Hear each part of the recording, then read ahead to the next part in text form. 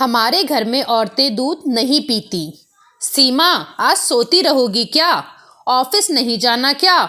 जल्दी से उठो भाई, वरना तुम्हारे साथ साथ हम सब लेट हो जाएंगे। सीमा का पति रोहित उसे उठाते हुए बोला, रोहित, आज मेरी तबीयत ठीक नहीं है। बहुत कमजोरी महसूस हो रही है और घुटनों में तो बहुत दर्द हो रहा है। आज ऑफिस की छुट्टी कर डॉक्टर के पास जाने की सोच रही हूँ। अरे, तुमने मुझे पहले क्यों नहीं बताया? अच्छा, ऐसा करो, तुम अपॉइंटमेंट ले लेना, मैं ऑफिस से जल्दी आकर तुम्हारे साथ चलूँगा। सीमा ने सहमति में सर हिला दिया। शाम को वह रोहित के साथ डॉक्टर के पास पहुंची। डॉक्टर ने चेकअप व एक्सरे करने के बाद बताया कि घुटने की हड्डियों में हल्का सा गैप आ गया है। फिर उन्होंने सीमा से पूछा, तुम दूध कितनी बार पीती हो? सीमा का जवाब देने से पहले ही उसका पति रोहित बोला, डॉक्टर, ये दूध पीती ही नहीं है। तुम इतनी पढ़ी लिखी होकर अपने खाने पीने में इतनी लापरवाही कैसे कर सकती हो? तुम्हें तो पता ही है ना, दूध शरीर के लिए कितना जरूरी है। कैल्शियम की कमी के कारण हड्डियां कमजोर होना शुरू हो गई हैं, इसलिए तुम्हें कमजोरी महसूस होती है। तुम खुद दूध नहीं पियोगे तो अपने बच्चों से क्या उम्मीद करोगी? दवाइयों से ज़्यादा खान पान सही रखना जरूरी है और मैं उम्मीद करती हूँ आगे से तुम इस बात का ध्यान रखोगी। डॉक्टर को हाँ कह सीमा और उसके पति बाहर आ गए। गाड़ी में बैठते ही रोहित बोला, सीमा, तुम सबके खाने पीने का इतना ध्यान रखती हो, फिर अपना क्यों नहीं?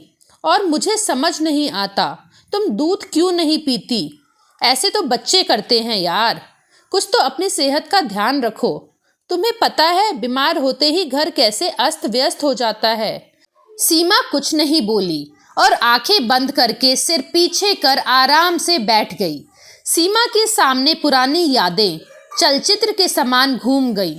दो भाइयों में बड़ी सीमा सबकी लाडली थी, पापा की तो खासकर। सब्जियों से उसे जितनी चिढ़ थी, दूध से उसे उतना ही लगाव। जैसे ही उसकी मम्मी रसोई में दूध गर्म करने के लिए रखती, सीमा उसकी महक सूंघती हुई तुरंत रसोई में आ जाती और जिद करती, मम्मी जल्दी से दूध डालो, मुझे पीना है। घर में सब उसकी हंसी उड़ाते कि यह तो पूरी बिल्ली है, जहाँ दूध की खुशबू आई वहीं भागी चली आती है। रोटी को भी वह दूध से ही खाना पसंद करती थी। पापा भी सुबह शाम अपने हाथों से अपनी लाडली को दूध पिलाकर खूब खुश होते। बड़े होते होते भी दूध के प्रति उसका मोह कम नहीं हुआ। अपनी पढ़ाई पूरी करते करते सीमा की नौकरी भी लग गई और जल्द ही एक बहुत अच्छा रिश्ता उन्हें मिल गया, तो घर वालों ने तुरंत सीमा की शादी कर दी। सीमा की ससुराल भरी पूरी थी। सास के अलावा दो जेठ जेठानी भी थे। रोहित ने पहले ही दिन सीमा को समझाते हुए कहा, देखो सीमा, तुम एकल परिवार में रही और यहाँ संयुक्त परिवार है। हमारे तुम्हारे रहन सहन में भी अंतर होगा, लेकिन मैं आशा करता हूँ कि तुम जल्द ही परिवार में घुल मिल जाओगी और यहाँ के तौर तरीकों व रिश्तों को दिल से निभाने की कोशिश करोगी। सीमा ने भी सहमति जताते हुए कहा, रोहित, मैं अपनी तरफ से पूरी कोशिश करूँगी, लेकिन मैं भी चाहती हूँ कि परिवार वाले भी मेरी भावनाओं को समझें व सम्मान दें। सबसे बड़ी बात, आप हमेशा मुझे समझने की कोशिश करोगे। शादी के 2-4 दिन तो जेठानियों ने उसे काम नहीं करने दिया। धीरे धीरे सीमा भी घर गृहस्थी के कामों में दिलचस्पी लेने लगी। रात के समय उसने 2 गिलासों में दूध डाला तो उसकी जेठानी ने पूछा, सीमा, ये 2 गिलास किसके लिए? दीदी, एक मेरा है और एक आपके देवर का। धीरे बोल, मम्मी ने सुन लिया तो तुम्हारी खैर नहीं। क्यों दीदी, ऐसा मैंने क्या कह दिया? अरे, इस घर में दूध सिर्फ मर्दों के लिए है, हमारे लिए नहीं। पर ऐसा क्यों? मम्मी कहती हैं आदमी घर बाहर के 100 काम करता है तो उनको इसकी ज़्यादा ज़रूरत है, औरतों को नहीं। यह क्या बात हुई? हम क्या कम काम करते हैं? घर में भी तो इतने काम होते हैं। और वह हंसते हुए बोली, मैं तो बाहर का भी करती हूँ। और दीदी, तुम्हें पता है मैं दूध के बिना नहीं रह सकती। मुझे रोटी ना मिले लेकिन दूध की मैं दीवानी हूँ। अच्छा, तुम्हें पसंद है तो तुम चुपचाप मम्मी जी की नज़र से बचाकर पिया करो, पर उनको भनक नहीं लगनी चाहिए। हमारा भी जब मन करता है हम चुपचाप अपने कमरे में ले जाकर खा पी लेते हैं।